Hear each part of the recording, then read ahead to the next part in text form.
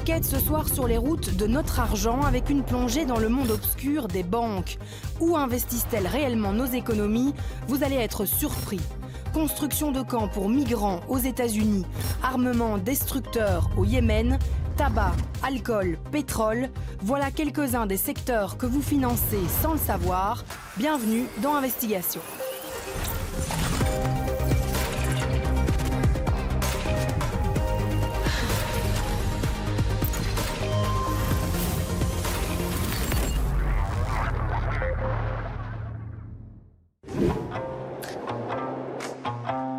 Bonsoir à tous, ravi de vous retrouver pour votre nouveau magazine d'investigation malgré le contexte particulier et la crise que nous connaissons tous actuellement. Chaque mercredi, vous allez découvrir les enquêtes de nos journalistes. Révéler, confronter, témoigner, expliquer, ce sont les objectifs de nos équipes pour mieux vous informer.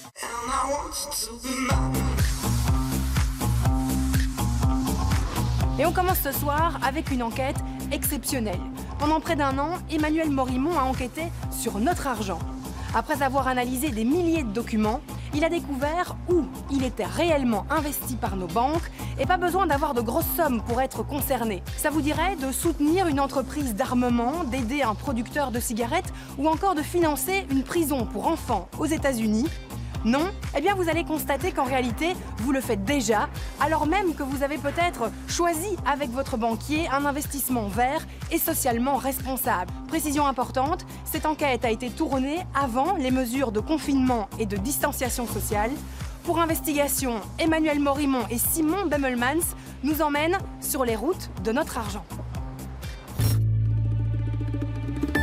On commence au plus proche de vous, sur la place du marché. Imaginez un vendeur d'un nouveau genre. Un homme respecté et respectable. Il vit avec son temps. Sur son étal, que des produits durables ou socialement responsables. En fait, ils ne le sont pas vraiment. Tout ça n'est qu'une mise en scène, mais on va quand même vous les vendre, juste pour voir votre réaction. Je vous écoute. Venez voir. Sustain Bio, vous connaissez? Non. Ça veut dire durable, bio. Okay. C'est des produits qui sont durables. 1, 2, 3, 4 produits durables. Alors ici, on a du pesticide. Ok, oui. C'est total, hein, ça détruit tout. Hein, ça. Il y a tout qui crève avec ça. Hein. En 3 heures, la plante décline déjà. Je suis un peu impressionnée. Mais dedans, il y a du pesticide. Hein. C'est pas grave, quoi. Bon, ici, on a de l'huile pour moteur. Hein. Bon, ça fait du pétrole, on sait, c'est de la merde, la saloperie, mais bon. Alors, le gin. Socialement responsable. Ça, c'est excellent. Hein. Et les cigarettes? Vous fumez? Non, pas encore. Oui, c'est bio. Oui. C'est du tabac? Oui, du tabac. C'est génial. On fait du bio avec tout, hein. Qu'est-ce que vous en pensez des produits On a dit que des trucs moches. C'est original. Si on me dit qu'il y a quand même du pétrole dedans, bah, c'est moyen cool. Je trouve ça surprenant. Quoi qui est surprenant? Surtout pour les cigarettes. On peut pas être écolo et fumer, ça Bon, va c'est pas ça. ensemble. Bah, le chien, pourquoi pas? Mais en fait, c'est quoi la différence avec un produit comme ça et un produit qui est vendu en magasin? Bah, parce que celui-ci, il est durable. Mais durable comment? C'est ça le problème. Bon, ben c'est tout. Et attendez, j'ai encore autre chose, venez voir. Il y a encore autre chose de caché là, venez voir. Regardez ici. Regardez. Oh là là. Aïe, des mitraillettes bio. Oh, Jésus-Christ. Comment on peut respecter le bio avec une arme? Ça ici maintenant, Oui. c'est quoi? C'est du plomb? Non, ce sont des vrais. C'est des vrais. Vous pouvez venir vendre ça comme ça ici? Ah oui, c'est durable, oui. Là, vous êtes mal tombé. Pourquoi? Je déteste les armes à feu. Ça, il faut enlever ça. Pourquoi? Parce que le monde va mal à cause de tout ça. Vous savez, on met durable surtout, hein. C'est n'importe quand, on met durable. Bah ouais, c'est n'importe quoi. On sait, ça vous paraît absurde. Je sais pas, c'est bizarre, c'est limite. C'est vrai, le scénario est un peu gros. Je ne vous crois pas, Vous ne croyez pas? Non. À la fin, vous nous avez repérés. Je sais que vous êtes un acteur. On aurait bien voulu vous dire que tout ça n'était qu'une caméra cachée. Oh, c'est une blague. Sérieux? Et pourtant, tout est vrai. Cet homme, c'est votre banquier. Quand on propose un fonds, on a une responsabilité. Prendre votre argent pour le mettre là où vous n'avez pas demandé comment faut le mettre, ça s'apparente à du vol. Notre argent ne dort jamais. Les banques l'investissent pour façonner le monde. Mais de quelle manière? Alors c'est une très bonne question. C'est vraiment des investissements qui servent à rendre la société meilleure. Là derrière, il n'y a que du noir, il n'y a que du sale et il n'y a que des entreprises qui veulent faire du profit. En public, le message est transparent. What we want is to have more transparency for clients. En coulisses, il est parfois opaque. Je ne vais pas faire d'interview si vous me permettez. Ils sont incapables de répondre aux défis de notre société. Nous avons remonté les routes cachées de notre argent. Ils ne sont pas traités comme des êtres humains. Ça veut dire que c'est des esclaves. À des milliers de kilomètres, nos euros ont un impact. Des gens se font des centaines de millions de dollars par an sur la souffrance des enfants.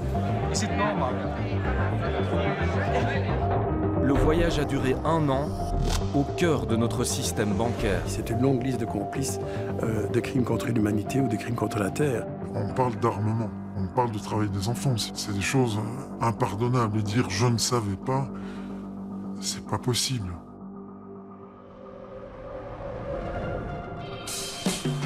Avant, quand on voulait économiser, on plaçait notre argent sous le matelas. C'était risqué. Et puis, on a déposé nos économies à la banque, les fameux livrets d'épargne, plus sûrs. Mais aujourd'hui, les comptes épargne ne rapportent plus rien. Dans les salles des coffres des banques, il y a mieux pour faire fructifier notre argent. Les fonds de placement. En Belgique, ça représente 200 milliards d'euros. Un fonds de placement, c'est quoi? On va essayer de faire simple. C'est parti pour la Minute Économie. Quand nous investissons notre argent dans un fonds de placement, nous confions notre argent à la banque. Avec cet argent, la banque va acheter des actions, ou si vous préférez, des parts de gâteau de plusieurs sociétés différentes. C'est comme si elle en devenait copropriétaire. Et dès que ces entreprises génèrent des bénéfices, elles vont reverser à ses actionnaires de l'argent, ce que l'on appelle des dividendes. Mais la banque peut aussi choisir de prêter directement notre argent à des sociétés, voire même à des États. Au bout d'un certain temps, ces sociétés et États s'engagent à lui rembourser la somme avec un intérêt. Ce sont les obligations. La banque investit donc notre argent dans un panier rempli d'actions et d'obligations. C'est un grand marché qui bouge tout le temps. À tout moment, la banque peut décider d'acheter ou de vendre ses actions et obligations. Notre argent circule donc partout dans le monde. Nous vendre ces fonds de placement, c'est devenu le leitmotiv des banques. Ces banquiers veulent rester anonymes. Certains travaillent toujours dans le milieu. Les consignes de leur hiérarchie étaient très claires. Il y avait quasiment l'obligation d'inciter les clients, de conseiller les clients afin qu'ils sortent l'argent de leur compte d'épargne pour investir dans des fonds de placement. Il y avait le produit du mois, il y avait le produit de la semaine, il y avait même parfois le produit du jour. Donc c'est aujourd'hui tu vends tel produit à telle personne. Il y a des listes qui sortent avec les clients appelés et les produits sont déjà sélectionnés. Donc on ne demande pas à l'employé de banque d'inventer quoi que ce soit, il est là pour exécuter. C'est un exécutant, on ne met même plus les gants, c'est urgent. Et vous êtes prié de faire du chiffre. Les pressions en banque, elles sont terribles. Quand ça ne va pas comme ils veulent, une faute grave, c'est très vite trouvé. Et de toute façon, vous n'êtes pas d'accord, vous êtes dehors. Il est temps de s'y mettre. Que retrouve-t-on exactement dans ces fonds de placement? Pour le savoir, on part faire notre marché. Nous avons rendez-vous dans 4 grandes banques. On veut juste investir de l'argent. Nous sommes en caméra cachée. Qu'est-ce que je peux faire pour vous? Mais donc j'ai plus ou moins 5 000 € à investir. Oui. J'y connais pas grand-chose, je vous avoue. J'ai déjà une épargne de précaution, ça je veux pas y toucher, j'ai plus ou moins 10 000 €, donc ça représente plus ou moins 4 mois de salaire. Donc voilà, et pour les 5 000 €, j'en ai pas besoin tout de suite. Okay. Enfin, avant 5 ans au moins, ça peut être même plus. Après avoir dressé notre profil d'investisseur, chaque banquier va nous proposer plusieurs fonds de placement, des fonds avec des noms bizarres. Il y a le CIVEC classique. Amélie Europe conservatif. Europe Neutral. C'est un fonds NN. Andrian, Templeton. est-ce que vous avez des questions? On investit dans quoi en réalité? Ça investit dans presque dire tout. Ici, ça investit dans quoi? Eh ben, dans des zones en développement. C'est un fonds qui est quand même à taille globale. Et en fait, il suit une tendance, ce qu'on appelle un fonds thématique. C'est justement l'évolution démographique. panier il est tellement grand qu'il est difficile de vous dire ok vous investissez là-dedans, là. Le problème avec ça, vous allez être bien servi. On est bien servi, mais on ne sait toujours pas précisément où va notre argent. On a donc dû faire le boulot nous-mêmes. On s'enferme pour chercher les derniers rapports de tous les fonds proposés. On retape tous ces noms bizarres dans les moteurs de recherche des banques. Mais dans le lot, il y a aussi ce que l'on appelle les fonds de fonds. C'est un peu comme les poupées russes.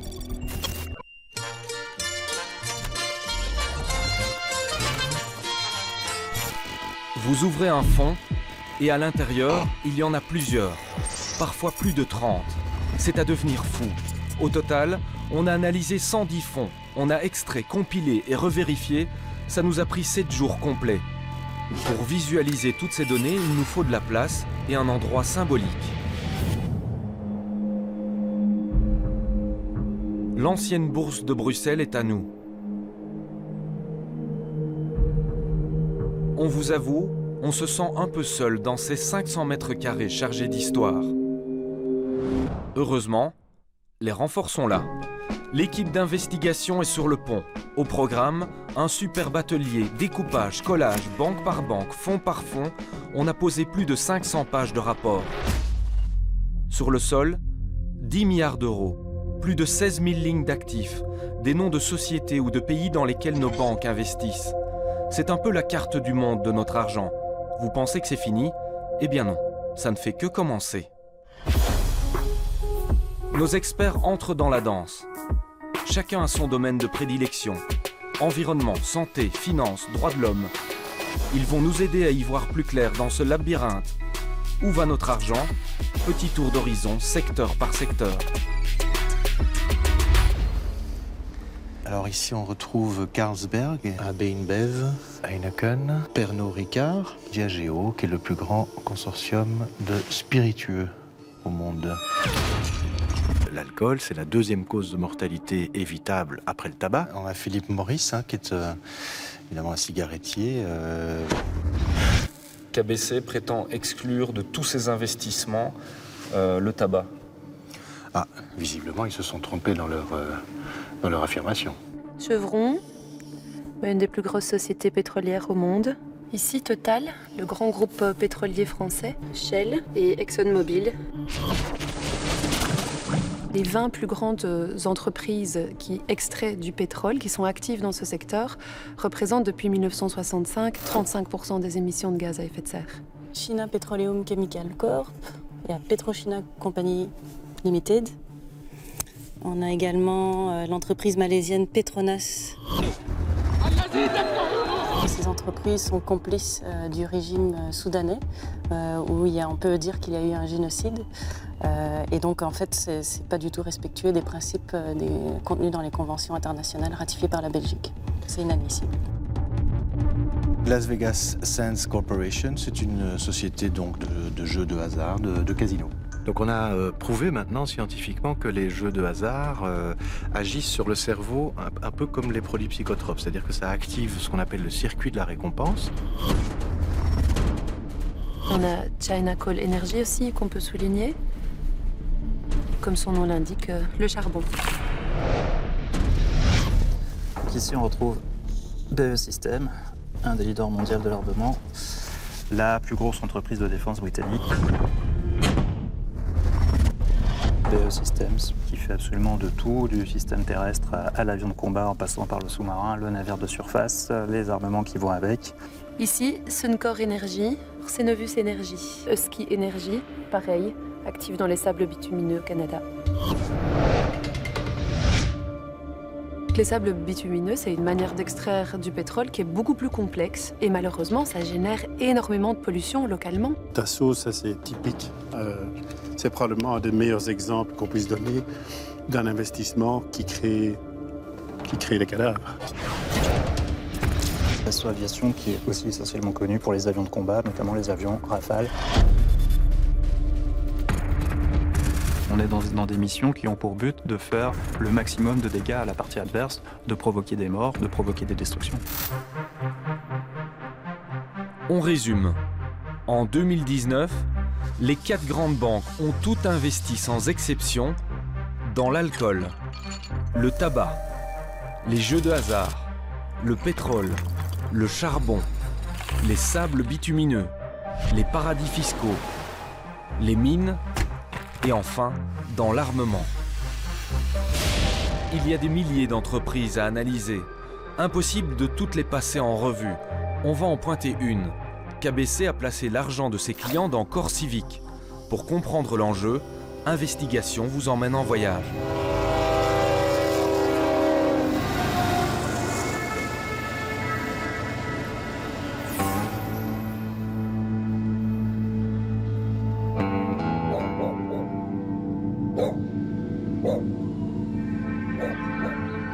Dilley, sud du Texas. Une petite ville à 1 heure de route de la frontière mexicaine. À peine 4000 habitants, qui gagnent 2 fois moins que la moyenne américaine. Ici, on vit surtout de l'industrie du pétrole. Dans le coin, il n'y a rien, ou très peu.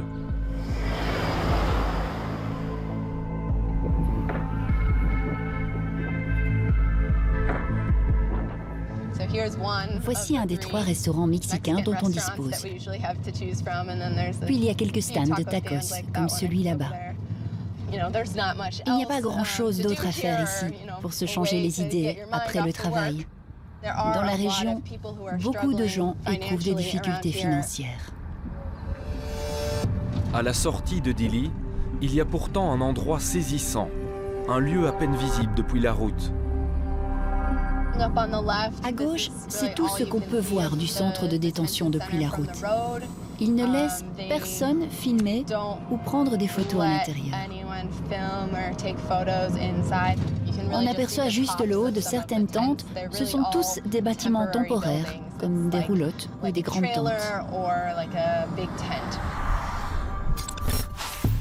Au milieu de nulle part, le plus grand centre de détention des États-Unis.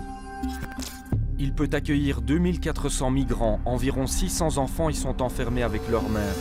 Les pères n'y sont pas admis, tout comme les caméras. Ce centre est dirigé par Corps Civique, une société de prison privée cotée en bourse. Chiffre d'affaires, environ 2 milliards de dollars. Elle gère une 50aine de prisons en Amérique. En 2016, elle a financé la campagne de Donald Trump.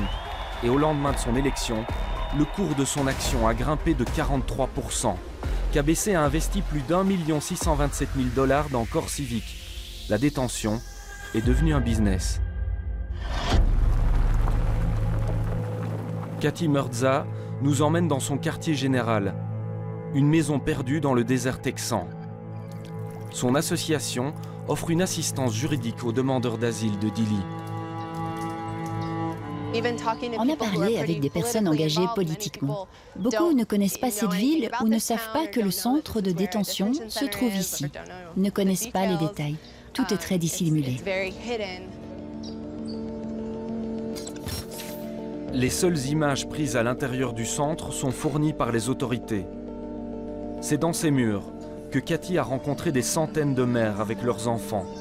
En théorie, ces familles ne peuvent être détenues que 20 jours. En théorie seulement. C'est un endroit désespéré, on fait ce qu'on peut, mais ce n'est jamais assez. Par exemple, certaines personnes ont été refusées, alors qu'elles avaient le droit de comparaître devant un juge de l'immigration après une semaine pour revoir cette décision. Elles ont attendu pendant 2 mois. Alors que d'après le gouvernement, le délai est de 20 jours, on a eu beaucoup d'exceptions aujourd'hui et par le passé. Malheureusement, c'est très courant aux États-Unis que ces centres de détention soient gérés par des sociétés commerciales. Mais c'est un problème, car la plupart des contrats que ces sociétés reçoivent leur octroient un montant par personne et par lit. Ça crée un incitant financier et une pression pour avoir plus de détenus, plus longtemps. Beaucoup de gens sont détenus inutilement. Nous partons à la recherche de migrants sortis du camp de Dilley.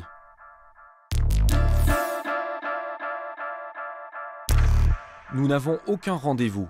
Notre seule chance, c'est la gare des bus de San Antonio. C'est là que parfois des familles sont relâchées. Et c'est exactement ce qui va se passer ce jour-là. Perla est mexicaine. Elle a fui son pays quand on a menacé de tuer ses enfants. Sa sœur est morte, assassinée par un cartel.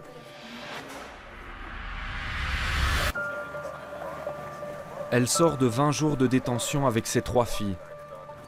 Son mari est toujours enfermé quelque part. Elle ne sait pas où. Mais elle accepte de nous livrer son histoire, juste le temps d'enlever à ses enfants leur badge corps civique, leur numéro de matricule.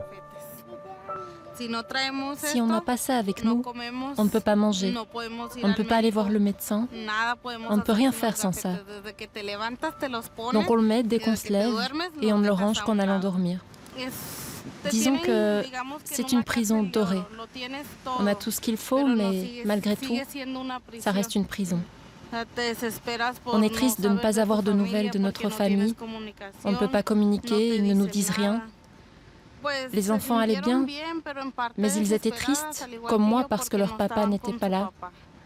Ils se levaient et il leur manquait. Quand est-ce qu'on verra papa et papy et mamie?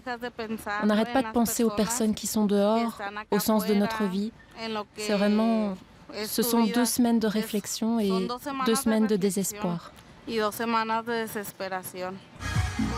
La prison dorée, surnommée aussi le camp de vacances par les autorités, aurait pourtant un tendon d'Achille majeur, l'accès aux soins.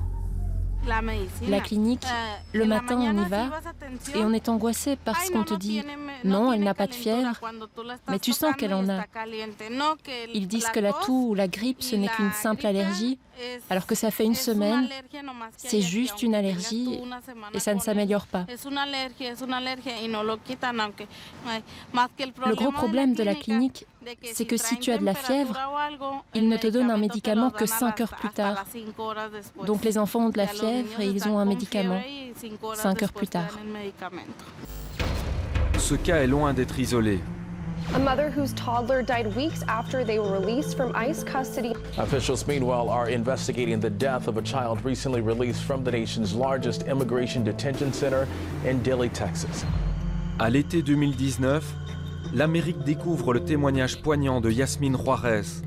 Devant le plus grand comité d'investigation du Congrès, cette mère va expliquer comment sa fille de 19 mois est morte d'une infection pulmonaire après son passage à Dilley. Al cabo de una semana, en Dilley, Mario se enfermó, mi niña. María había perdido casi el 8% de su peso corporal en solo 10 días.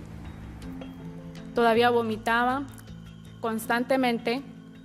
Finalmente la vio un médico y este médico me dijo que le diera Pedialyte y Vicks Vaporub. Le supliqué que le realizaran un examen más profundo, pero nos enviaron de regreso a nuestra habitación. À la fin de sa détention, Yasmine fait hospitaliser sa fille immédiatement. Ce sera trop tard. Mi María murió el Día de las Madres, que es en la ciudad de mi país, se celebra el Día de las Madres. Se supone que las personas que dirigen estas instalaciones, que cuidan de esos pequeños ángeles, que hoy no han hecho nada malo, pero espero que su historia estimule al gobierno de los Estados Unidos a actuar para que niños no mueran por negligencia y maltrato. Corps civique prétend ne pas être responsable des soins médicaux. Yasmine Juarez a pourtant bel et bien attaqué la société en justice.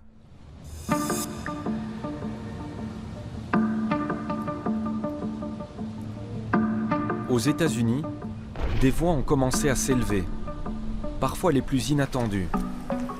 En Louisiane, nous allons rencontrer une lanceuse d'alerte. Le docteur Macpherson est toujours sous contrat au département de la sécurité intérieure. Chaque interview est un risque de représailles de son employeur. Cette psychiatre, spécialiste de l'enfance, était mandatée pour expertiser ces centres de détention. Elle est allée à Dilley, elle dénonce un système qui ne fonctionne pas, un système qui peut briser un enfant. L'impact de la détention sur les enfants est sérieux. Ils sont confus. Ils ne comprennent pas ce qui se passe. Les enfants qui ont un taux élevé de stress toxique régressent souvent. Ils se comportent comme s'ils étaient plus jeunes. Il y a plus de risques de maladies cardiaques, de diabète, d'AVC, de cancer, de dépression, d'anxiété, de toxicomanie pendant toute leur vie. Pour moi, la détention d'enfants innocents est une violation des droits de l'homme. Une société civilisée ne devrait jamais enfermer des enfants innocents. Nous lui expliquons qu'une banque belge, KBC, investit de l'argent dans Corps Civique et elle a voulu s'adresser directement aux clients. L'argent parle. L'argent est votre voix. Je voudrais dire aux Belges qu'ils comptent, qu'ils peuvent faire la différence pour ces enfants et faire changer les choses dans le monde. Des gens se font des centaines de millions de dollars par an sur la souffrance des enfants. Je ne comprends pas ça.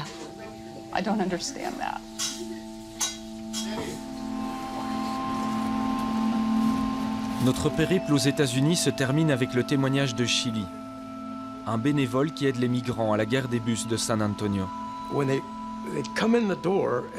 Quand ils passent la porte, ils sont très calmes, très timides, très obéissants. Ils sont plutôt du genre « mets-toi en rang, tais-toi, ne regarde pas les gens dans les yeux et ne fais rien ». Mais après 3 ou 4 heures d'attente à la gare routière ou pendant la journée, s'ils prennent un bus de nuit, ils commencent à... Ils reviennent à la vie. C'est tellement... Ça fait plaisir.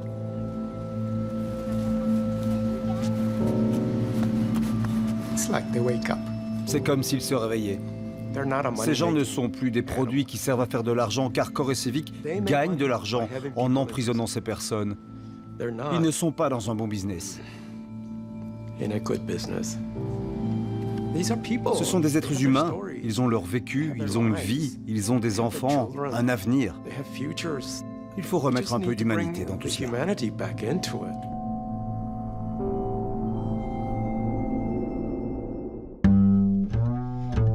On aurait bien voulu trouver la clé qui donne accès directement à KBC. On a insisté, mais nos demandes d'interview ont été refusées. Alors, on a dû se replonger dans nos documents. En haut du rapport du fonds qui investit dans Corps Civique, on voit tous les noms des responsables. Dans la liste, il y en a un qui a retenu notre attention. Linda de Munter. Vous allez comprendre pourquoi. C'est un événement où tout le gratin belge de la finance est présent. Et pour le coup, nous aussi. La cérémonie du Nouvel An organisée par Euronext, la bourse de Bruxelles. C'est par là que ça se passe. Le thème du jour, la durabilité dans la finance. Ça tombe plutôt bien. La qualité des gens présents en font une soirée exceptionnelle comme d'habitude. Merci beaucoup Vincent. Et parmi les invités, et oui, il y a une certaine Linda de Munter, directrice des investissements chez KBC. On prend place pour écouter son intervention plutôt engagée. What we want is to have more transparency for clients and standardization. If you exclude certain companies because you think their business is not sustainable or is not socially acceptable, if everybody does that, I think that will have impact. Impact et transparence, on n'en demande pas plus pour lui poser quelques questions. Vous gérez ce fonds, hein, si je ne me trompe pas, et on a trouvé une société qui s'appelle Corps Civique. Corps Civique, c'est une compagnie de prison privée. Mais attendez, ce sont des sujets. Si vous voulez, vous pouvez me contacter et on peut. Ce sont des sujets assez importants. Est-ce que c'est normal qu'une banque investisse dans des centres de détention qui enferment des enfants selon vous? C'est quand même une question très importante. On parle de droits de l'homme. C'est vrai. Regardez, ça c'est la réalité. On est allé aux États-Unis. Vous voyez ici une famille. Mais c'est une famille qui était enfermée dans ce centre. Ce sont des enfants. On parle de violation de convention des droits de l'enfant. C'est quand même un sujet assez important. Vous pouvez me contacter demain matin et vous allez avoir toutes les réponses. Regardez, vous avez investi pour plus d'1 million 627 000 $ dans cette société. Pourquoi est-ce qu'une banque investit dans une société qui enferme des enfants? Monsieur le maire, vous aurez toutes les réponses que vous voulez. Mais vous pouvez me les donner maintenant. Est-ce que vous connaissiez... Je ne peux pas les donner maintenant. Est-ce que vous connaissiez cette société? Non, je ne la connais pas. Et pourtant, vous faites partie de la direction de la gestion de ce fonds, donc c'est vous qui décidez d'investir l'argent des consommateurs dans ce type de société. Est-ce que c'est normal? Je vais arrêter la conversation si vous me permettez. Mais pourquoi est-ce que vous ne voulez pas répondre? Parce que je ne sais pas la réponse pour l'instant. C'est une question assez importante pour être visiblement assez transparent. Vous avez parlé de transparence. On a essayé, mais sans succès. Alors Manu, est-ce que tu as pu obtenir cette interview de KBC? Est-ce que la directrice des investissements a accepté de répondre à tes questions? Non, interview refusée par le service presse. Par contre, quelques jours plus tard, on a reçu un mail nous disant que CoreCivic ne figurait pas sur la blacklist, sur la liste noire de KBC, et qu'aucune source fiable internationale ne permettait d'identifier cette société comme étant controversée. Ce qui est plutôt étrange parce que quelques mois plus tôt, plusieurs banques, dont BNP Paribas, ont annoncé désinvestir complètement du secteur des prisons privées aux États-Unis. Alors, est-ce que tu penses que KBC va revoir sa position? On a reçu un mail avant la diffusion de cette enquête et KBC nous a dit avoir sorti CoreCivic de son fonds de placement, mais non pas pour des raisons éthiques ou de droits de l'homme, mais pour des raisons, comme tu peux le voir sur ce mail, pour des raisons de gestion. C'est étonnant ça, qu'est-ce que ça veut dire? Alors, on parle ici de rentabilité financière. Il faut savoir que le cours de l'action, bien avant la crise du coronavirus, le cours de l'action de CoreCivic était en train de chuter vertigineusement, sans doute rattrapé par tous ces scandales. Et donc, KBC, à l'heure actuelle, n'exclut pas totalement la possibilité d'investir à l'avenir dans CoreCivic. Ils vont réévaluer ce cas.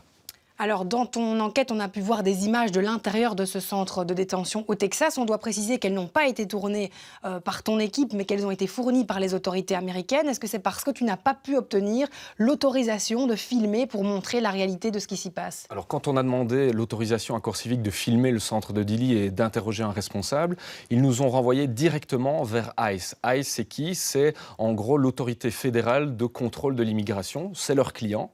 Et contre toute attente, ICE nous a dit « Ok, vous pouvez venir, vous pouvez entrer dans notre centre de détention, mais à quelques conditions, pas de caméra, pas de micro, vous ne pouvez pas parler aux familles, aux mères et aux enfants détenus, et cerise sur le gâteau, vous ne pouvez interviewer aucun responsable. » Ça fait pas mal de restrictions. Alors du coup, qu'est-ce que vous avez choisi de faire avec l'équipe? On a choisi de refuser ces conditions, d'autant plus qu'on grillait une de nos deux possibilités de rencontrer peut-être, puisqu'on n'avait pas de rendez-vous, une famille de migrants relâchés à la gare des bus. On avait 2 jours pour aller à la rencontre de ces familles. Et il se fait qu'on a rencontré justement une famille le jour où on était censé rentrer dans ce centre de détention. Donc je pense que la décision était la bonne. Alors pour aller un peu plus loin dans le sujet, on a compris que la composition de ces fonds, c'est compliqué à suivre, ça évolue, il y a des rapports qui sont publiés 2 fois par an par les banques. Est-ce qu'au cours de ton enquête, qui a duré plus d'1 an, tu as pu remarquer déjà des changements? La difficulté, c'était bien celle-là, c'était de pouvoir arrêter la réalité à un moment donné. Donc on a mené ces caméras cachées début 2019 et on a dû attendre parfois 5-6 mois avant d'avoir les rapports semestriels ou annuels qui collaient parfaitement à cette période de tournage. Et on s'est rendu compte, par exemple, qu'en mars 2019, la société KBC investissait encore dans le tabac alors qu'elle prétendait ne pas le faire. Et on s'est rendu compte que quelques mois plus tard, en septembre 2019, Philip Morris, le cigarettier, a été sorti de ce fonds de placement par KBC. Donc là, en l'occurrence, c'est une évolution positive. Vous en avez marre d'investir dans le sale, le toxique ou le guerrier? Les banques ont trouvé la solution, les fonds durables. Chez ING, vous pouvez aussi investir de façon durable. C'est bon pour votre avenir. Et pour le mien aussi. Vous n'avez jamais fait attention? Depuis quelque temps, les façades sont plus vertes. Il y a même des fougères qui poussent. On voit des éoliennes dans toutes les pubs. Grâce au Fonds du futur, vous contribuez à des solutions climatiques durables. Nous influençons positivement l'économie et la société. Nous donnons du sens à l'épargne et nous pouvons en être fiers. Personne ne peut faire de business sur une planète morte. Demain sera plus équitable, plus humain et plus durable. Durable. Durable. Durable. Les fonds durables grimpent en flèche. Aujourd'hui, ils représentent 20% du marché en Belgique, soit 40 milliards d'euros.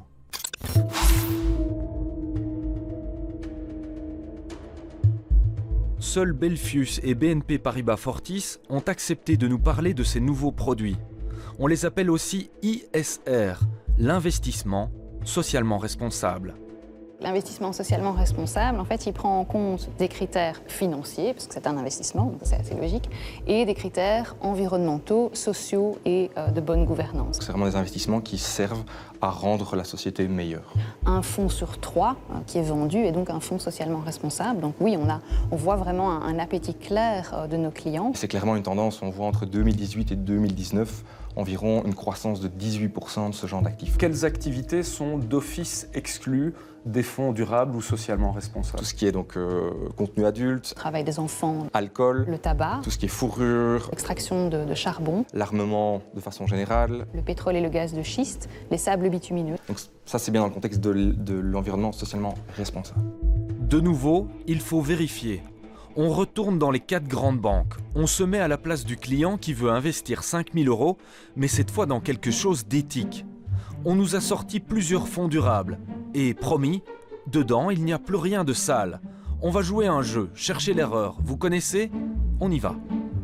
Sont exclus usuellement l'alcool. AB InBev, Heineken, Diageo. Sont exclus usuellement le tabac. Philip Morris. C'est totalement irresponsable. Sont exclus usuellement les mines. BHP Billiton. Un barrage qui retenait les eaux en provenance d'une mine de minerai de fer a cédé.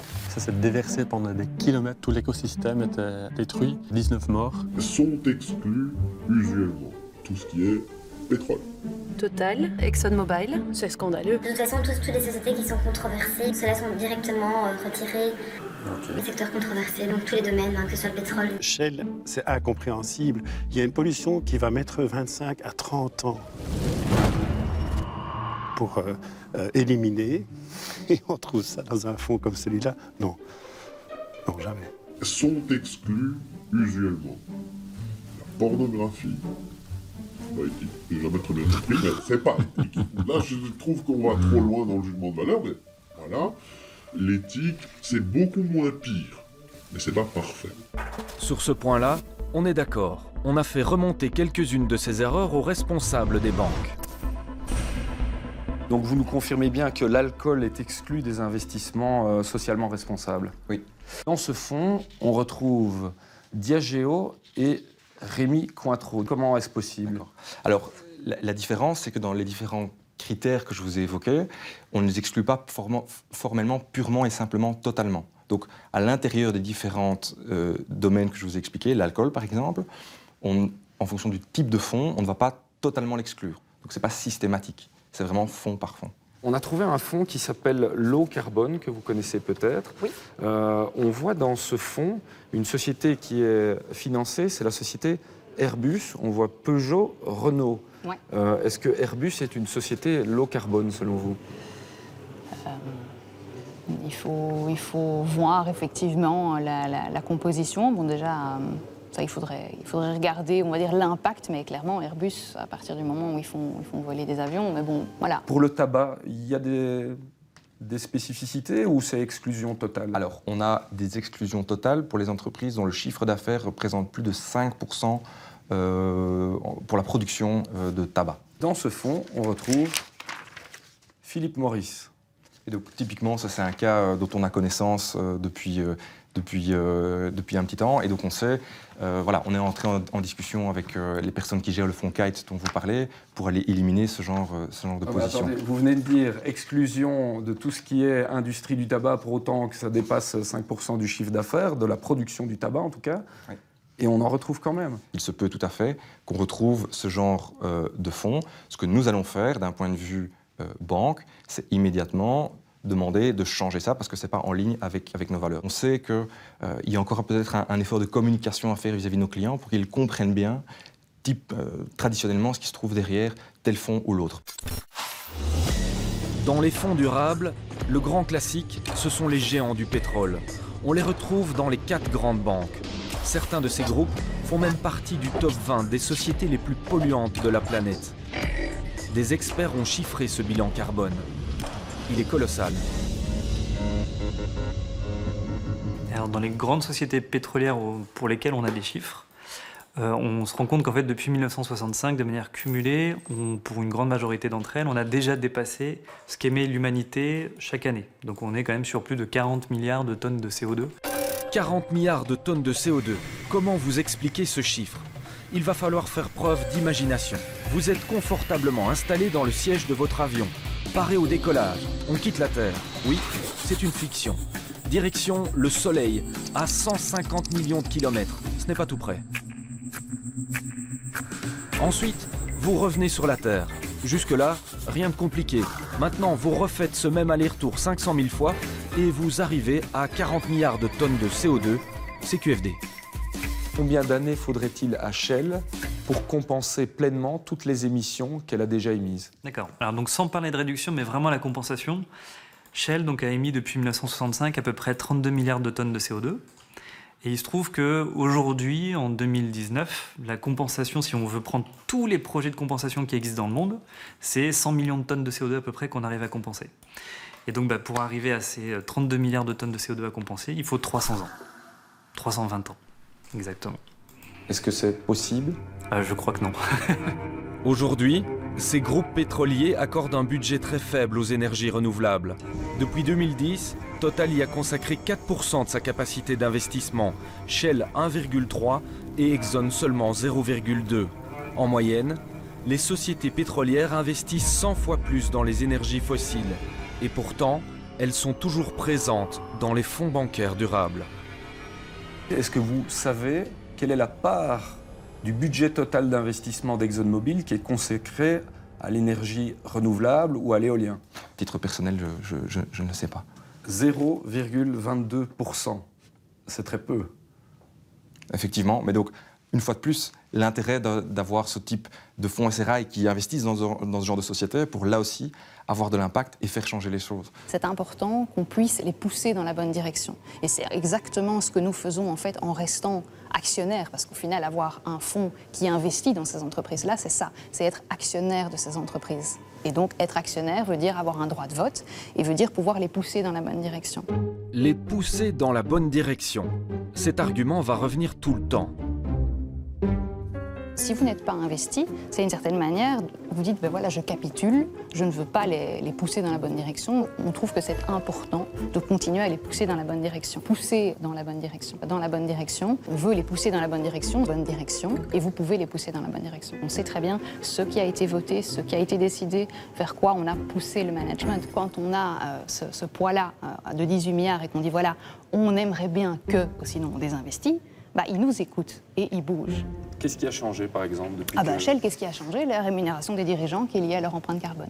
Ça, honnêtement, je ne vois pas ce que vous pouvez trouver de mieux comme engagement d'une entreprise en disant, voilà, on veut désinvestir. Parce que dans les faits, non, ce n'est pas une promesse, c'est à partir de 2020. C'est vrai. Shell a lié la rémunération de ses directeurs à la réduction de l'empreinte carbone de la société. Ça a été voté le 21 mai 2019 lors de l'Assemblée générale des actionnaires. Et vous savez quoi? Sur ce point précis, BNP Paribas a voté contre. Drôle de façon de les pousser dans la bonne direction. Pourquoi les fonds durables ne font pas mieux? Derrière les effets de communication, nous avons découvert une autre réponse. Cette femme a travaillé au cœur du réacteur. Elle constituait des portefeuilles durables pour un gestionnaire de fonds bien connu de la place. Moi, quand j'ai commencé à travailler dans la finance éthique au sein d'une société de gestion financière, mon ambition, c'était on va changer la finance, on va maintenant investir dans des entreprises qui ont un réel poids et on va changer la finance de l'intérieur. Pour choisir les plus durables, les plus éthiques, on se retrouve à choisir entre des grosses multinationales. Ça veut dire qu'on se dit, est-ce que je vais plutôt prendre Nestlé ou plutôt Danone ? Selon tel ou tel critères environnementaux, sociaux, c'est peut-être Nestlé qui va un peu passer devant. Ou alors je vais devoir choisir entre Coca-Cola, entre Mondelez. Et finalement, on se trouve à investir que dans des énormes multinationales qui, en fait, ont un impact très négatif sur l'environnement et qui n'agissent pas du tout pour une transition.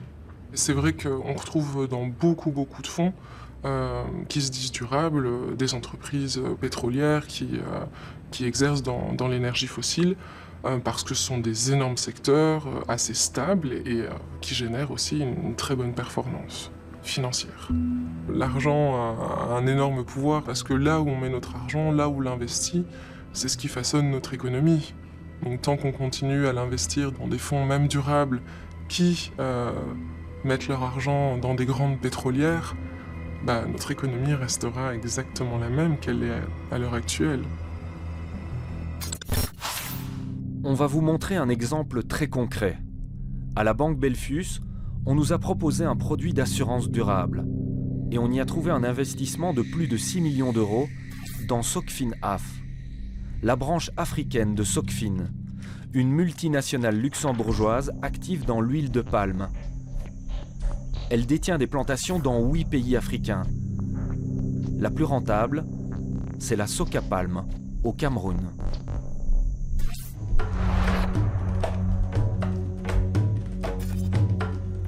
Des palmiers à perte de vue. La filiale de Socfin gère 58 000 hectares dans la région du littoral. Après quelques semaines de négociations, la société accepte de nous ouvrir ses portes. Nous avons rendez-vous à l'usine de Mbambu, à 2 heures de Douala. Des Belges y occupent des postes clés. Bonjour. Roland Latine est directeur de plantation et Dominique Cornet est le directeur général de la Socapalm. La visite est bien préparée. On nous emmène voir l'usine de pressage, la plus moderne. C'est ici que l'on fabrique l'huile de palme. On produit 22 000 tonnes d'huile par an. Sur le continent africain, la Socapalm est le plus gros producteur du groupe Socfin. 6 000 emplois et un chiffre d'affaires de plus de 100 millions d'euros. Et voici le jus. Ici, on nous l'assure, aucun produit chimique n'est utilisé. Et les eaux usées de l'usine sont traitées directement dans des bassins de lagunage. La société se revendique durable et responsable.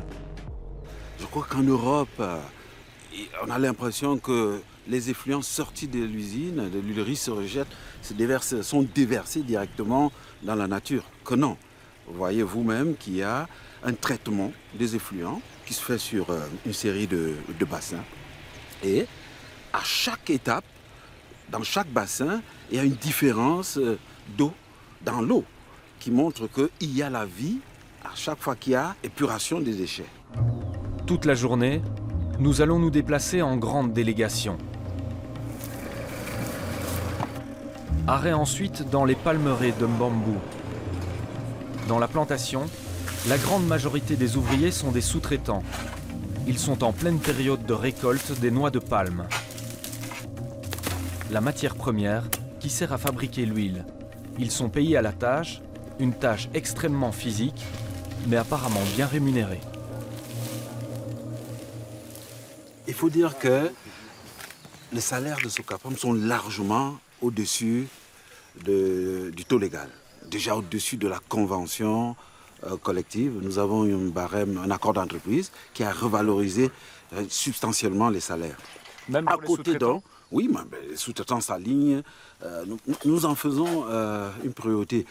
On va chercher pratiquement à plus du double du salaire du SMIC national. Donc un travailleur ici en plantation peut espérer gagner plus ou moins 70 000 francs CFA, c'est plus ou moins ça. Vous avez dit ce que je ne voulais pas dire, mais c'est bien plus cela. Et même au-delà, voilà, plus de 70 000 francs. Un élément va pourtant attirer notre attention. Très peu de coupeurs de régime ont des équipements de protection. Ici, par exemple, on voit un coupeur, il n'a pas de gants, pas de casque, il ne devrait pas porter des lunettes ou... Quand ils mettent des lunettes, il y a une évaporation, une buée qui se retransmet au niveau des lunettes et ça leur empêche d'avoir une bonne visibilité. Et ils ne devraient pas mettre un casque pour se protéger? Les casques, ils devraient en mettre, mais non. Quand il lève, s'il met le casque, chaque fois qu'il lève la tête, il est gêné par la visibilité du casque. Donc ils n'ont pas de gants, pas de casque, pas de lunettes. On a senti comme une contradiction parmi les responsables. Rassurez-vous, dès lors que nous le constatons, avec vous, nous allons sévir. C'est pas normal. Avec les lunettes, ils ont tout le temps une nuée à l'intérieur et ça leur empêche d'avoir une bonne visibilité. Serge, je réaffirme que nous allons mettre de l'ordre pour tous ces manquements. Je le réaffirme. C'est ce qui s'appelle se faire recadrer par son supérieur. Allez, on continue la visite. Direction V2. V2 pour village numéro 2. C'est son nom. 350 habitants. C'est là que des ouvriers sous-traitants sont logés par la Socapalm. On veut nous montrer le chantier en cours et les dernières maisons construites avec tout le confort. Bonjour. Enchanté. Donc ici, c'est la maison d'un de nos travailleurs. Oui. Oui, c'est 2 chambres avec un salon. Durant toute la visite, nous serons toujours bien encadrés. On va nous montrer l'eau potable. On va nous montrer un dispensaire de soins. On va nous montrer une école. Toutes des infrastructures financées par la société. Merci, la Socapalm. Je dois vous assurer que Socapalm, c'est une bonne mère poule qui essaie de couver l'ensemble de ses poussins, de ses populations, que ce soit celles à l'intérieur, c'est-à-dire les travailleurs, ceux des sous-traitants, que les populations de la communauté riveraine. C'est une bonne mère poule, ça je peux l'affirmer. La bonne mère poule s'occupe-t-elle toujours aussi bien de ses poussins? L'argent des clients Belfius est-il toujours investi durablement? Au nord de Douala, il y a une autre plantation, Dibombari.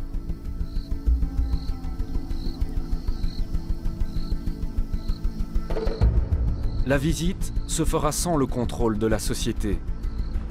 À l'intérieur de la concession, les routes restent publiques. Et nous allons découvrir une autre réalité, celle des travailleurs sous-traitants. De nouveau, nous croisons des ouvriers sans aucun équipement. Quand tu compares la saleté qui vient là, regardez, ça peut entrer dans les yeux. Il fallait les lunettes, le casque surtout. Quand tu élagues un permis, c'est 40 francs. Pour avoir 2000, il faut 50. Quelqu'un comme moi, il me faut au moins 3 jours. Quelqu'un pour moi, 3 jours. 3 jours pour gagner 2000 francs. 2000 francs. C'est l'équivalent d'1 euro par jour. À plus de 30 degrés, 5 heures durant, cet ouvrier enchaîne les palmiers. Avant, on utilisait les 8 mètres, les 12 mètres. Maintenant, nous sommes déjà à 14. Donc, c'est trop. Je me sens faible. Et puis, c'est pas facile de me réveiller le matin, même pour... Bon, quand je finis comme ça, il faut que je rentre, je prends quelques comprimés pour remonter le physique pour le matin. Parce que si je ne prends pas, je dors peut-être le lendemain, il n'y a pas moyen, je ne peux pas travailler. Qu'est-ce que vous auriez envie de dire aux dirigeants de la Socapalm? Qu'ils traitent les gens comme eux se traitent eux-mêmes. Qu'ils ne traitent pas les gens comme des animaux. L'esclavage qui était déjà fini, ils ramènent ça. Ils veulent ramener l'esclavage. Bon. C'est tout ce qui me reste à faire maintenant. Et si je laisse ça maintenant, je ne sais pas comment je vais vivre. Dans la palmeraie de Dibombari, parfois on commence aussi très jeune. Trop jeune. Tu as quel âge? 16 ans. Qui est ton patron? Jonas. Un sous-traitant de la Socapalm. C'est lui, Jonas. Pourquoi tu as arrêté l'école? Parce que j'ai arrêté l'école. Je ne peux pas le faire. Ma mère est déjà morte. Elle est déjà morte avec mon père. Elle est déjà morte. Cet orphelin mineur d'âge est en train d'appliquer un produit sur les plantes au pied des palmiers. Tu as des équipements, on te fournit des gants ou des bottes ou... Est-ce que tu peux nous montrer tes mains? Ça, c'est du produit. C'est quoi? Remède. Le remède, c'est du triclopyre, un pesticide. Nous l'avons fait analyser. Il est mélangé avec d'autres substances, certaines nocives par inhalation ou par contact cutané. Combien tu gagnes? Travailler dur, mais par mois, hein, on gagne seulement 10 000, 15 000 comme ça. C'est même pas beaucoup. Parfois, ils gagnent 15 000, 20 000. Quand ils travaillent dur, quand tu pousses le travail, et tu travailles tous les jours, là tu peux avoir quelque chose. Entre 15 et 30 euros par mois, c'est 2 à 3 fois moins que le salaire minimum garanti au Cameroun. On est loin des barèmes annoncés par la Socapalm.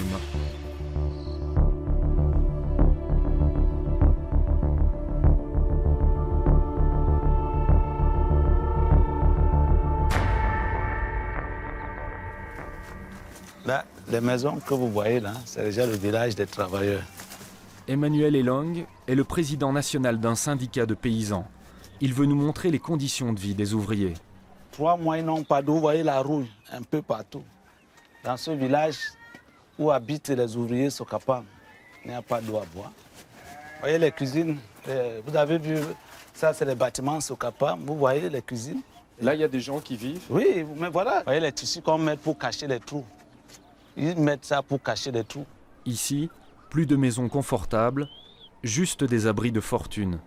Ils ont mis rien que la chaux, vous voyez mes mains. Ils mettent la chaux pour montrer que c'est des bonnes, belles maisons. Mais les planches sont pourries? Pourries, les planches qui datent depuis 1914. Regardez. Regardez. Des murs rongés et des toitures trouées. C'est le quotidien des ouvriers du village de Mbonjo. Avec les trous, avec les couteaux Socapalm, vous voyez, ils ne sont pas traités comme des êtres humains. Ils ne sont pas traités comme des êtres humains. C'est ça mon combat. Mon combat, ce n'est pas pour combattre Socapalm, d'amener Socapalm à traiter ses ouvriers comme des êtres humains. L'empire de Socfin a d'autres faces cachées. Dans une dernière plantation, au cœur du village de Mbongo, personne ne peut rater l'usine de la Socapalm. Nous allons l'approcher au plus près. Nous accompagnons Michel Essunga, un activiste qui est aussi un habitant. Les terres cultivables des villageois seraient polluées par une eau industrielle. Ça, ce sont les eaux usées qui sortent de l'usine Socapalm. Au pied du mur de l'usine, nous découvrons l'origine du rejet. Ils ont ouvert les trous derrière l'usine, au niveau de leur barrière, où ils déversent toutes les eaux usées. Et tout ça, ça va dans la rivière? Ça va dans la rivière Mabang, qui est polluée, où il n'y a même plus rien. Il n'y a plus de poissons, il n'y a plus rien là-dedans. Ici, on va vite faire un prélèvement. En tout cas, ça sent. On sent les résidus d'huile. C'est assez fort et ça a l'air d'être chaud aussi. Ouais, c'est chaud. C'est très chaud, là.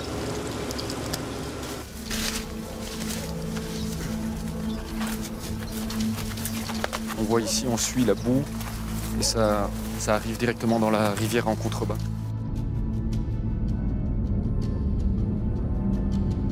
Avant, vous pêchiez dans cette rivière? Je peux vous dire que cette rivière nourrissait des milliers de personnes dans ce village. Je vais vous dire une chose. Cette rivière est polluée depuis 20 ans. L'arrivée de Socfin à la tête de Socapalm.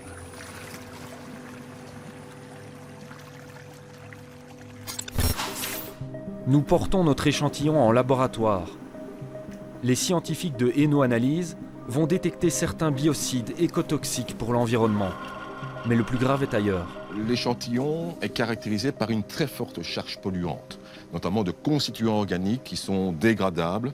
Et cette charge polluante a été caractérisée par l'analyse par un paramètre qui s'appelle demande chimique en oxygène. Et la valeur qu'on a obtenue est de l'ordre de 53 000 milligrammes par litre en oxygène. On est largement 100 fois supérieur aux normes qui sont prescrites par l'Union européenne. Alors justement, quel va être l'impact sur les poissons et les organismes vivants dans cette rivière? Il est bien certain qu'en aval de ce genre de rejet, il n'y aura plus de vie. Socfin, c'est donc deux réalités. L'une prospère qui développe une région, l'autre cachée et inavouable.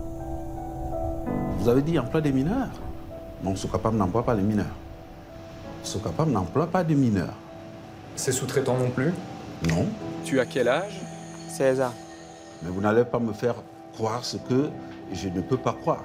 Je vous ai dit que nous ne travaillons pas avec des mineurs. Il n'y a pas de mineurs chez nous, pas plus que... Je vous ai dit que j'en ai vu un. Non, je vous dis, c'est pas Soka Palm.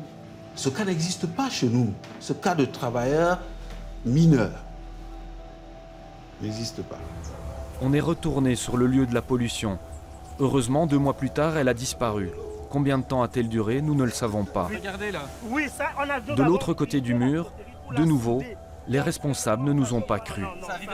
Aujourd'hui, vous nous dites qu'un rejet d'eau de votre usine est impossible à travers ce mur. Je dis c'est impossible. Nous ne pouvons pas permettre qu'il y ait des fuites. Et puis dans ce dialogue de sourds, une lumière d'honnêteté a jailli. C'est les villageois qui ont contaminé. Elle vient directement du conseiller en marketing de la Soka Palm. Face caméra, il va reconnaître l'embauche des mineurs par les sous-traitants. À moins de mettre un gendarme derrière chaque sous-traitant, tous essaient de tricher pour gagner de l'argent. L'entreprise, oui, évidemment que ça peut arriver. Ça peut, les contrôles, il y a des gens qui sont payés pour faire les contrôles. Ils trichent. Les sous-traitants trichent pour faire des économies, évidemment. Je vous garantis que si on va vérifier l'enfant dont vous parlez aujourd'hui, c'est lui qui l'a embauché. Il a été maître 18. Il a dû mettre même 21. Ah non, là-dessus, nous le disons sans gêne. Il faudra du temps. Jamais la multinationale ou sa filiale n'avait avoué l'inavouable. Belfus a donc investi l'argent de ses clients dans une société qui emploie indirectement des mineurs dans ses propres plantations. Nous avons montré nos images à la banque. Tu as quel âge? 16 ans. La réalité d'un de leurs produits durables. Quelle est votre réaction à tous ces éléments? C'est clairement inacceptable. C'est évident, c'est des conditions qui sont dégradantes, qui sont juste pas acceptables au XXIe siècle. Donc je pense que c'est évidemment déplorable de voir ça et de voir qu'il y a des entreprises qui continuent à exploiter la misère humaine. Mais il y a une responsabilité de la banque aussi, puisque vous proposez, vous financez, vous investissez de l'argent dans cette entreprise. Alors de façon indirecte, mais c'est très clair qu'on a... de par le fait qu'on a investi dans un fonds, qui investit dans un fonds, qui investit dans la société, on a ce genre de... très peu, mais il peut arriver qu'on ait ce genre de position. Et donc, qu'est-ce que vous allez faire suite à ces éléments? Dès que je retourne à mon bureau après l'interview, je vais demander de prendre l'action nécessaire pour sortir très clairement de ce genre de position. Ce n'est pas du tout les valeurs que Belfus souhaite véhiculer. Et ça, c'est clairement quelque chose qui est inacceptable, qui est passé entre les mailles du filet. Donc comme je vous le disais, là, on doit encore améliorer et on investit de façon massive dans les processus, le screening, les gens, pour que ce genre de situation totalement inacceptable ne se reproduise plus. Manu, la banque Belfus a promis du changement, on vient de l'entendre, on est 2 mois après cette interview. Est-ce que l'engagement a été tenu? Ben oui, Belfus a tenu ses engagements, donc ils nous ont dit avoir cessé toute relation commerciale avec Value Square. Value Square, c'est le gestionnaire de fonds où l'on retrouvait Socfin, la société active dans l'huile de palme. Tous les fonds Value Square ont été retirés des portefeuilles des clients Belfus, donc l'engagement est clairement tenu. Alors concrètement, ça veut dire que l'argent des clients Belfus n'est plus investi dans cette société? On a vérifié, en tout cas dans la fiche produit, de produit d'assurance qui m'avait été proposé lors de la caméra cachée, et on ne retrouve plus dans la catégorie durable ce fonds Value Square. Donc là, oui, on peut dire que c'est vrai. C'est clairement, Manu, un impact de ton enquête sur la banque? C'est un impact, maintenant, ça reste un premier pas, parce qu'on a fait remonter à Belfus qu'il y avait du tabac dans leurs fonds durables, qu'il y avait des entreprises minières responsables de catastrophes écologiques dans leurs fonds durables. Ils sont au courant, ils sont en train de plancher, d'analyser une 40aine de controverses dans leurs fonds durables. Donc ça prouve qu'il y a encore un travail immense qui est à mener. Dans les allées de notre argent, il y a aussi le pire du pire, l'armement. Chez ING, on a posé la question très clairement. Et vous savez quels secteurs sont d'office exclus, par exemple l'armement, oui, ce genre de choses? Tout ce qui est financement du terrorisme, tout ce qui est secteur d'armement. Dans sa gamme de produits durables, ING va nous proposer un fonds géré par une autre banque. Et ça, c'est le dernier, donc voilà. C'est un autre gestionnaire, donc ça, c'est AXA. Et donc lui, clairement, on a donc associé un fonds d'action equity, donc sustainable, mais au niveau mondial. Dans les 6 mois qui ont suivi ce rendez-vous, nous avons la preuve que ce fonds durable a investi dans une des plus grosses entreprises d'armement de la planète. Si on trouve Raytheon, qui était une compagnie américaine de défense, une des plus grosses aux États-Unis et donc par définition une des plus grosses au monde. Là, en ce qui concerne le côté armement du domaine, il n'y a pas de suspense. On fait des missiles, on fait des bombes. Comme c'est une des principales entreprises qui assure l'équipement en armement des systèmes américains, et bien vous la retrouvez partout, dans tous les conflits sur la planète. Prétendre vendre ce type de produit comme étant un investissement éthique, c'est très problématique. Raytheon, ce sont plus de 3 milliards de bénéfices annuels. Parmi ses meilleurs clients, l'Arabie Saoudite. En 2018, ce régime controversé lui a commandé pour plus de 2 milliards de dollars d'armement. Dans un hôtel bruxellois, entre deux conférences internationales, nous allons rencontrer une défenseuse des droits de l'homme. Elle a documenté de nombreux crimes de guerre au Yémen. Les armes de Raytheon, elle connaît leur impact. Dans la plupart des incidents, le fabricant des armes était Raytheon. Ça, c'est un incident qui s'est produit en 2016. La coalition arabe avait bombardé un camion. 13 enfants et 3 femmes ont été tués. C'étaient tous des civils. On a retrouvé les restes des armes sur place. Elles avaient été fabriquées aux États-Unis par la société Raytheon. Dans ce rapport, le nom Raytheon revient à 13 reprises. Ces armes ont frappé directement des civils, des écoles ou des centres culturels. En octobre 2016, une cérémonie d'enterrement a été bombardée à 2 reprises, ne laissant aucune chance au premier rescapé. Bilan, 84 morts et 550 blessés. De nouveau, dans les décombres, les numéros de série des armes correspondent à ceux de Raytheon. Notre travail nous a appris que le commerce des armes est au centre de la guerre au Yémen. Il n'y a pas que le prix humain. Il y a aussi beaucoup d'intérêts financiers en jeu à cause de la guerre au Yémen. Et Raytheon en fait partie. Il est temps d'agir. Vous vous souvenez? C'était le thème de cette soirée de la finance verte. On a eu de la chance. On a trouvé la responsable mondiale de la durabilité chez ING. Une banque qui distribue donc un fonds durable avec de l'armement. Il est vraiment temps d'agir. The urgency is really there. So we do need to act there and we do need to accelerate. We need to focus on what do we think are the winners of tomorrow. We think sustainable business is better business. ING a refusé toutes nos demandes d'interview. On a donc posé directement nos questions à Léonie Scrève. I was asking for sustainable funds, and in that funds we fund a weapon company. Yeah, no, I understand. I mean, It's strange, you know. Yeah, we have the ING Sustainability Fund, where I know that all the stringent manners are in place. If we offer a second-party fund, I don't know how that is managed. That's not my responsibility. These weapons are used against civilians in Yemen. Yeah, if there's weapon companies in sustainability funds, that wouldn't happen if ING develops the fund. But it's in your bank. But it's in... Yes, but it was in the selection of the funds. Yeah, again, I'm not responsible for the funds. But what is your opinion? Is it normal? I mean, I'm not responsible for this part, so I have my personal opinion, of course, but that's irrelevant in this discussion. La responsable de l'investissement socialement responsable n'est finalement pas responsable.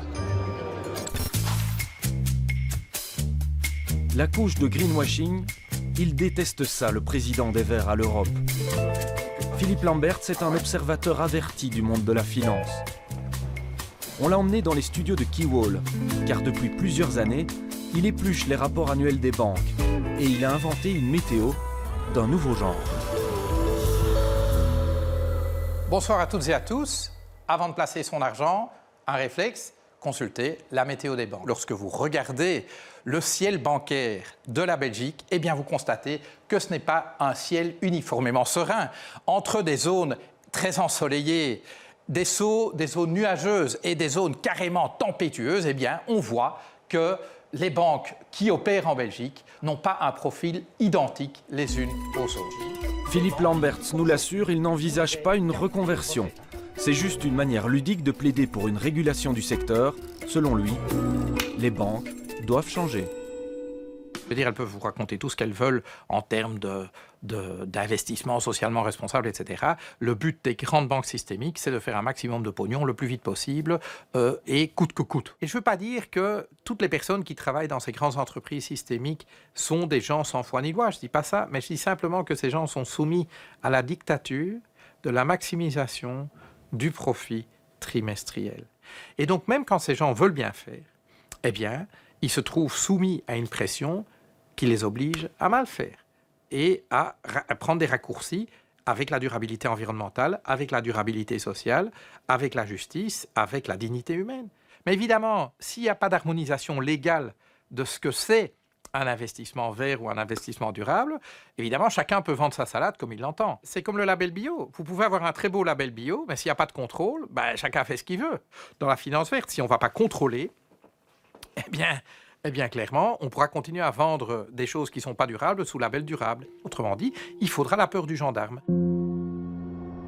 C'est la fin de notre voyage. On termine avec vous, les consommateurs. Vous vous rappelez ? On vous avait piégé sur la place de votre marché. Et puis là, aujourd'hui, on vous montre que tout ça n'est pas une blague, mais bien la réalité. Les images sont parfois dures. Alors, on a refait le monde avec vous, avec vos doutes, vos questions et votre révolte. J'en suis sidérée au sens fort du terme, ça j'imaginais pas. C'est choquant de voir effectivement qu'on vend des fonds éthiques qui finalement ne le sont pas vraiment. Durable ou pas durable, c'est la même crasse, c'est un peu l'impression que ça donne. On a besoin d'argent, mais bon, il y a un moment où il faut que ça s'arrête. C'est trop. Je crois que le confort qu'on a ici nous freine un peu à voir la réalité de ce qui se passe ailleurs. J'en suis consciente, ça me pose un problème. Je sens que je vais regretter ce que je vais vous dire. J'aimerais perdre 10 kilos, j'en suis consciente, ça me fait me relever la nuit, mais je les ai pas perdus. J'ai un problème de volonté, je l'admets, dans les petites choses, les moyennes choses, les grandes choses. Je ne devrais pas laisser mes enfants boire du coca, mais elles ont bu un coca tout à l'heure. Je me rends compte des limites de ma volonté et je m'en veux parfois, c'est exact. Mais je fais partie de ce ventre mou qui est un peu triste et puis qui continue sa journée. Et je me dis, demain, je prendrai le bus, demain, je ne referai pas un plein à cette voiture, demain, je donnerai des fruits à mes enfants. Demain, demain, demain. C'est dur d'aller à l'encontre de tout ça, les petits citoyens. Moi, ma question tout de suite, c'est qu'est-ce qu'on peut faire ? Qu'est-ce qu'on peut faire pour ça ? Je suis consommatrice, je suis cliente. Oui, j'ai une responsabilité.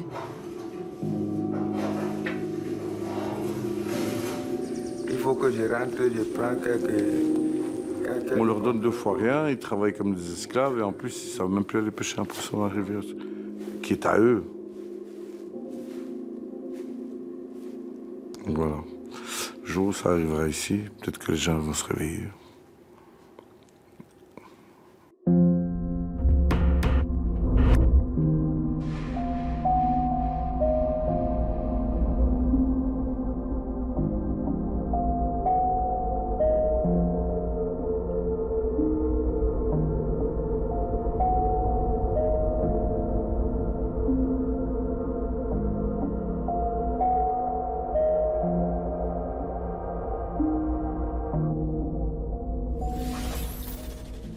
On l'a bien compris, Manu, dans ton enquête, croire les banques sur parole pour trouver un véritable fonds d'investissement durable, c'est difficile. Alors est-ce qu'il existe un label, quelque chose qui pourrait aider les consommateurs à mieux s'y retrouver ? Febelfin a créé un label. Febelfin, c'est la fédération des banques, mais il est loin d'être parfait. Un exemple concret, c'est le fonds d'investissement durable qui nous a été proposé par ING, dans lequel on retrouvait Raytheon, une compagnie d'armement. Ce fonds vient de recevoir le label durable. On a contacté ING pour leur faire remonter ces éléments et ils nous ont dit que Raytheon, aujourd'hui, ne faisait plus partie de ce fonds. Je n'ai aucun moyen de le vérifier. Il va falloir encore attendre ces fameux rapports annuels. On ira évidemment vérifier, mais il y a aussi des banques qui se positionnent sur le marché comme étant des banques éthiques. On peut penser à Newbie par exemple ou à Triodos. Alors est-ce que c'est finalement ça la solution ? Newbie, on en a beaucoup entendu parler, est une banque qui n'est pas encore tout à fait opérationnelle. Donc c'est difficile d'avoir un avis sur cette banque-là ou sur une autre. Notre rôle de journaliste n'est pas d'être un conseiller bancaire. Ce n'est pas mon rôle de dire investissez dans telle banque plutôt qu'une autre. Là, je pense que c'est un effort à faire par le consommateur. Mais avec ce genre d'investigation, est-ce qu'on peut éveiller les consciences ? Oui, je pense que le consommateur doit se réapproprier son rôle. En étant informé, il va pouvoir se positionner. Et donc peut-être qu'il y a des gens qui nous regardent, qui vont avoir ce réflexe, après l'émission, d'aller regarder ce dans quoi investit leur argent, leur épargne pension ou leur fonds de placement. Alors, il faut être aussi honnête, c'est un travail énorme que tu as dû fournir pour réaliser cette enquête, un travail de fourmi. Tous les consommateurs ne vont pas être capables de faire les mêmes recherches. Alors je ne souhaite à aucun consommateur d'ouvrir ces fameuses poupées russes dans lesquelles on trouve parfois 30 ou 40 fonds d'investissement. C'est vrai que ça reste fastidieux. Il existe des outils pour les consommateurs pour s'informer.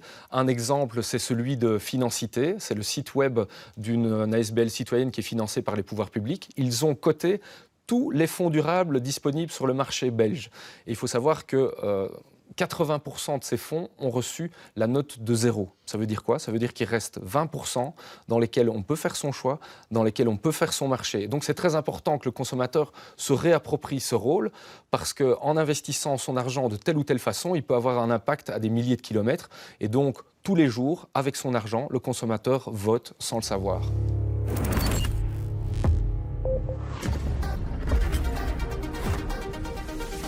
Voilà pour cette première enquête, elle vous interpelle, elle vous donne envie de réagir. Surtout, n'hésitez pas à communiquer avec nous via nos réseaux sociaux ou via l'adresse investigation@rtbf.be. Pour nous, c'est terminé, en tout cas sur cet écran. Mais n'oubliez pas que vous pouvez continuer à nous suivre à tout moment sur tous les autres. On se retrouve la semaine prochaine. Très bonne soirée.